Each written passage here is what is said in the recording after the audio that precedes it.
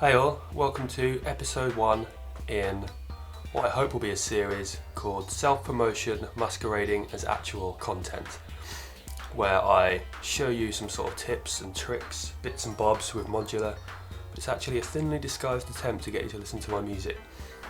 Probably not going to work now that I've explained the concept, but let's try it anyway.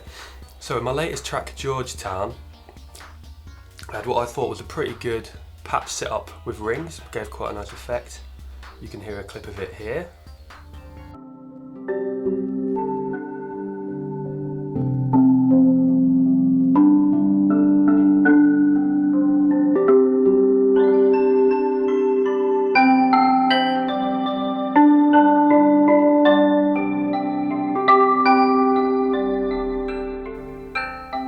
Okay, so I'll just take you through it step by step how I built it up, and then yeah. So the first thing we've got is the trigger lane 1 from the BeatStep Pro, just being split by this thing here. This is just a headphone splitter. You can get them off eBay pretty cheap. They work well as a passive multiple. And then so one part of that is just coming into the O coast here, which is just to generate a random value each time I send it a trigger. So, and then it's just being attenuated slightly just to reduce the range. So that is step 1. Okay, step 2. We've just got that random value from the O coast coming into the volt per octave setting here, input. And then we've got the trigger that was split earlier from the same lane, the beat step 1, just coming into the trigger here on Braids to trigger the internal VCA. So this is running the Braids Renaissance firmware, which adds a whole bunch of good new chord modes. This is in the wavetable chord option. What's cool about this is it quantizes every note in the chord to a scale, so you always get diatonic chords.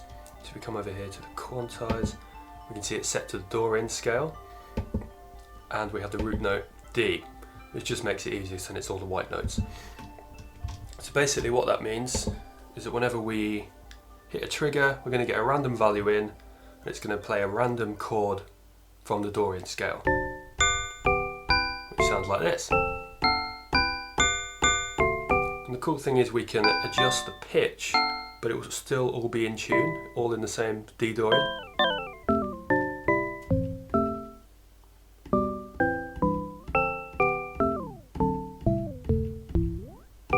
And we can mess with the wavetable too.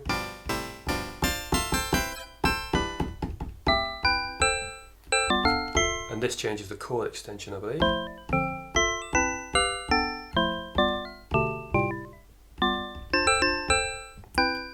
Anyway,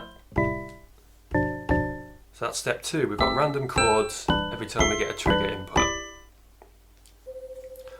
Okay, step 3. What we've got is that same random chord coming out of the Braids, and that's now coming into the input here on rings to activate the resonator of rings. So yeah, the exciter input. So instead of using its internal noise envelope, we're using a random chord in the D Dorian scale, and that sounds like this.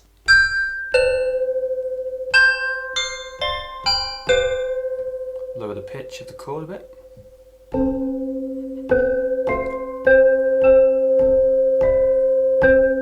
Forgot to mention we're actually in the sympathetic strings mode of rings here. Just lower the damping and brightness a bit.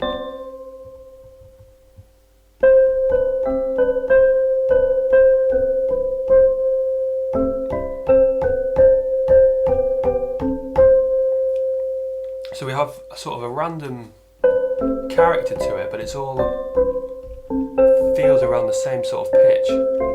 And then what we can do is we can actually then play the rings with volt per octave, which sounds quite nice. Let me just set that up.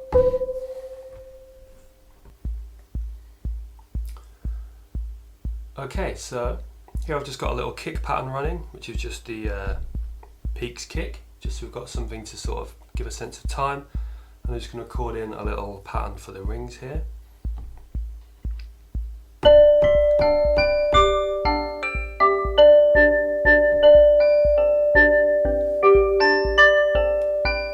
So that's just giving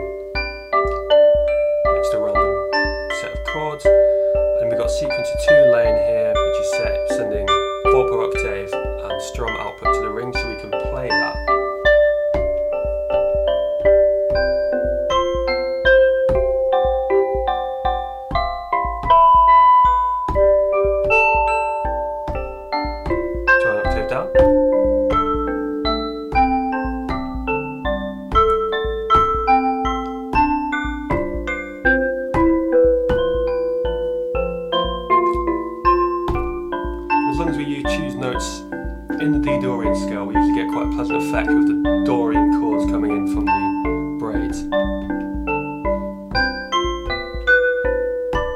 If we play out of key, see what that sounds like.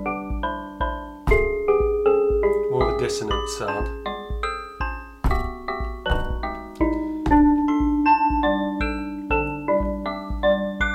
We can change the wave shape on Braids to change the timbre of the chords coming in.